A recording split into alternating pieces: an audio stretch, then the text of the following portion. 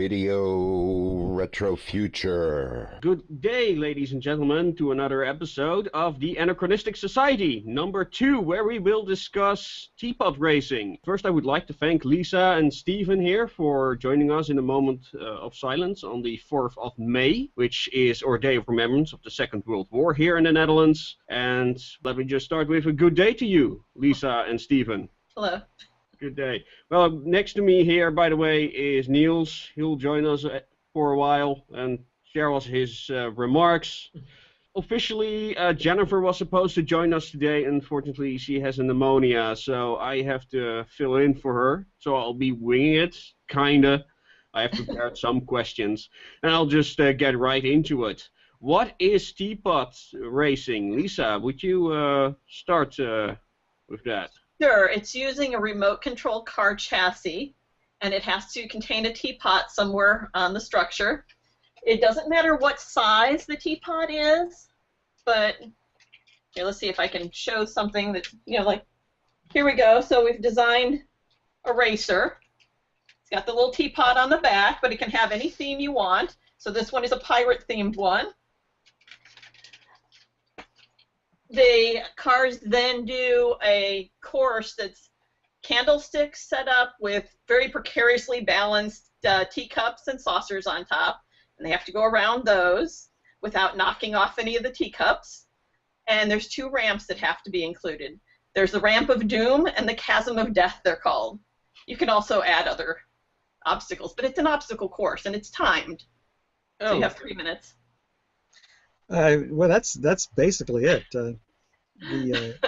There are aspects to the competition, including creativity, like the beautiful piece that Lisa just showed, and there's also a bribe for the judges, which are not to be discounted. It's very important that you have a good bribe for your judges that can make up for a lot of let's say problems with executing the course, or with possibly your creativity on your vehicle, a good bribe. Okay. Well, Simone already told us a lot about its history of teapot racing. Could you summarize the history, why it started and how it spread, Stephen? Well, in the United States, it really took off after Dave Lee went to Oamaru, to the festival down there, and this wonderful video of teapot racing was posted shortly thereafter, and I started this the webpage, the Facebook group, Splendid Teapot Racing USA, and then suddenly the conventions were all clamoring for an event, and suddenly Lisa and I are put in the position, and others are put in the position of providing obstacles, setting up the course, providing the trophies, and generally running the event. And it just kind of took on a life of its own.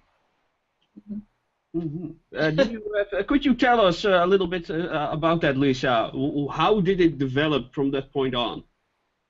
Well, for us, my son and I watched that video that Stephen was just talking about, and immediately my son said, I want one of those. I want to build a teapot racer. So we built one, and then we had no one to race against. So we had to start a group. So that's how a lot of these groups got started locally, is each state now has one. It's almost every state has one for local people to race, because people would see one teapot racer, want to build one, well, then you have to have competition. Mm-hmm. So it's been spreading like crazy all over the United States. Right. What I found very interesting about the story that Simone told about her friend in a wheelchair, and she wanted to, it to be inclusive to anyone who was also the less valid. How does that play any part where you come from? It played a lot of part in what my son wants to do, because he does have a disability. Mm-hmm. He has very mild cerebral palsy that makes it difficult for him to be in athletic competitions. He can never run as fast as his classmates. Mm-hmm. So this is something that he's actually excelled at, and it's helped his self-esteem greatly. I can imagine. Because he's now the Florida champion teapot racer twice. So we've only had 2 races, but he's won both of them. Oh, right. Well, when I ran the event at Anachronistic, we also had one wheelchair-bound competitor at that event, and she was so happy to be able to participate. I can imagine. Yeah. Do you feel it has made steampunk more inclusive that way? Oh, yes. Do you really notice that, Lisa?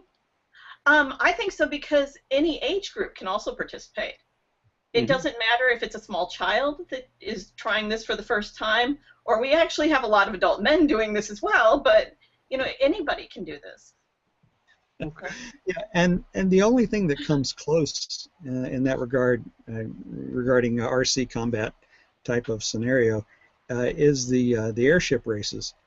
But the price of entry into one of those events, the logistics of moving this big gas bag around, and the cost of some of the components, keeps a lot of people from being able to join in. I didn't know that was a thing, actually.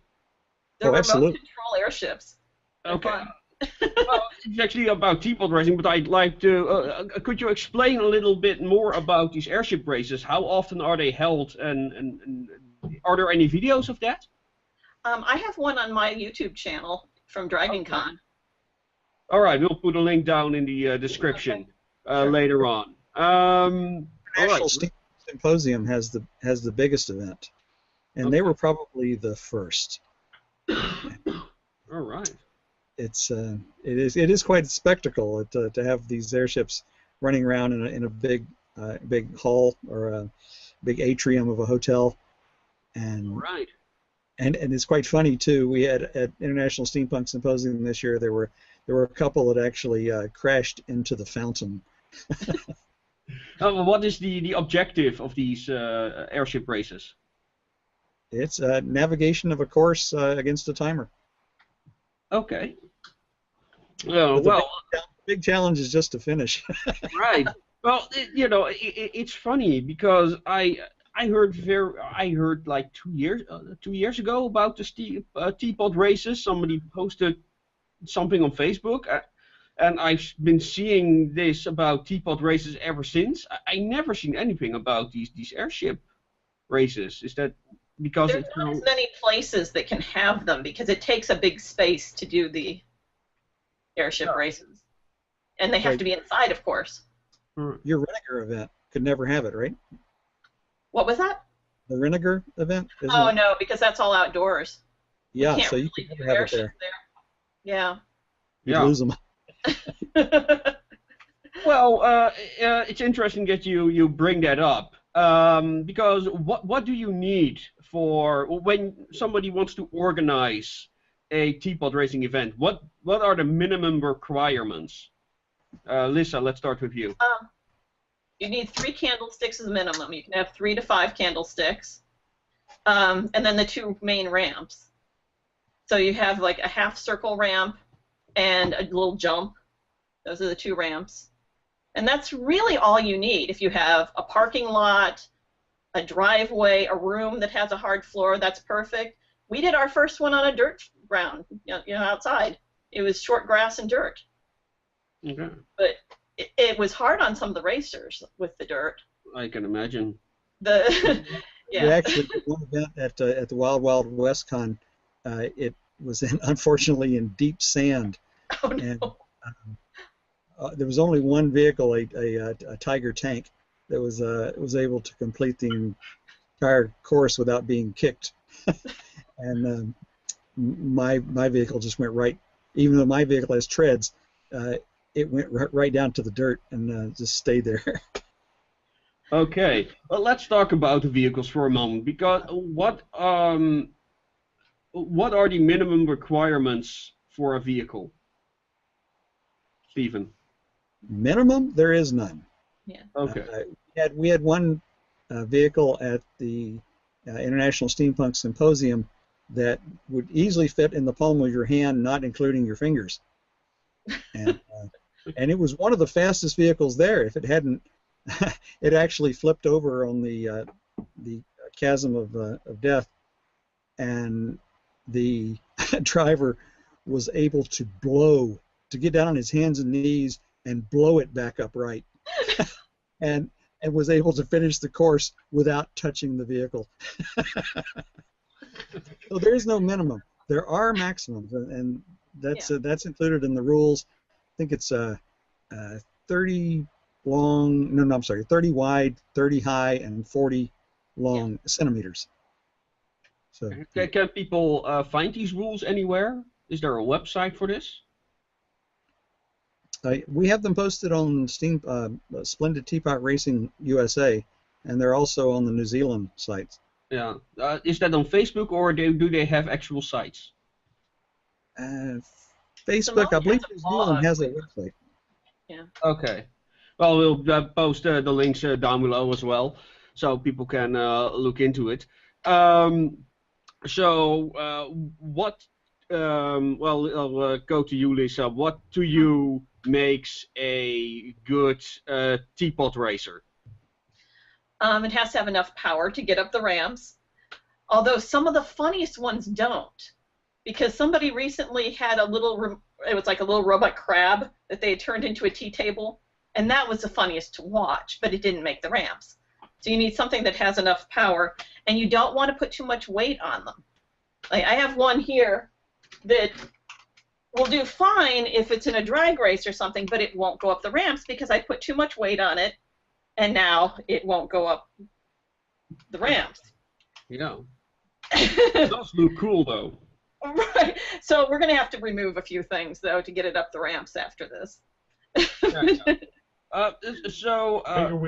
Bigger wheels. More traction. Yeah.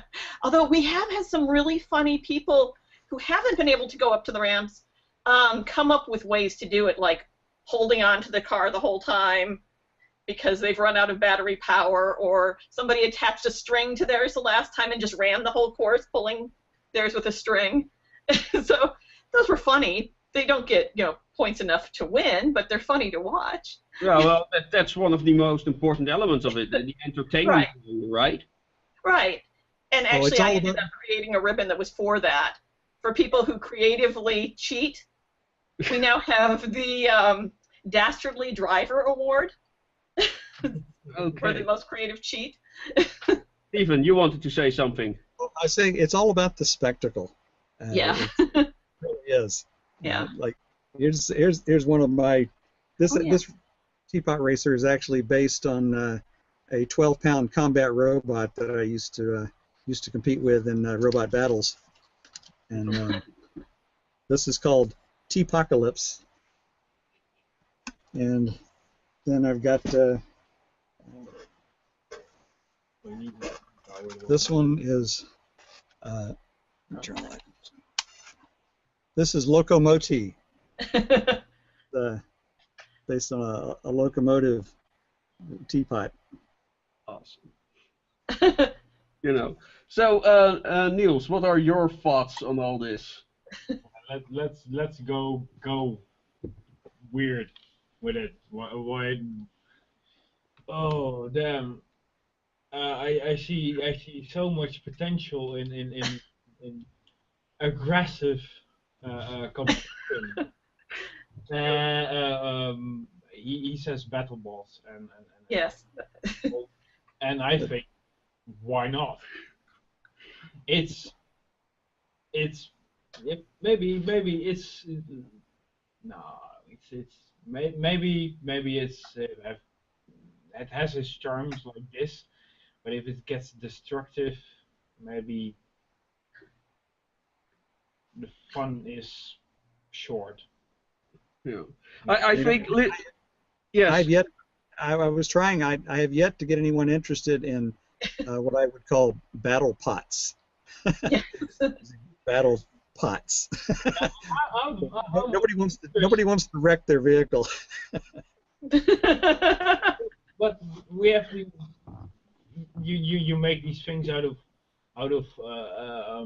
plastic and bought toys and stuff, and I'm thinking about lithium cells, motors from wheelchairs. I think bicycle chains for treads. I think steel. I think welding and a pot that does something bad. This would be a whole separate event, though. You and Stephen would have to do a whole separate event for this. Yeah, well, if someone can either get Stephen over here or Niels over there, I'm sure magic will happen. But what did you think, Lisa? What did you think of the idea Simone brought on, like the dog shepherd trials or the steam pot jousting? I thought the jousting sounded fun. I saw the thing that she was talking about with the sheep, which was really a funny thing to do while the judges were tallying the scores. That's what they were using that for. It's something to waste time while the judges were doing all their tallying. All right. And I do have an event coming up in Missouri, and I said if anyone wants to bring pigs out, we could do our own local version. They don't have a lot of sheep in Missouri, but they have lots of pigs. No. Or rubber duckies. I think we would go for rubber duckies. Rubber okay. See, each place could have their own local version of that. Yeah. So, Stephen, did you hear what Simone suggested for like the sheepdog trials and the steampunk jousting? Well, I watched that video and I just laughed. It was great. It was extremely entertaining, and that's kind of the whole flavor of teapot racing, is the entertainment aspect. Mm-hmm. It really is.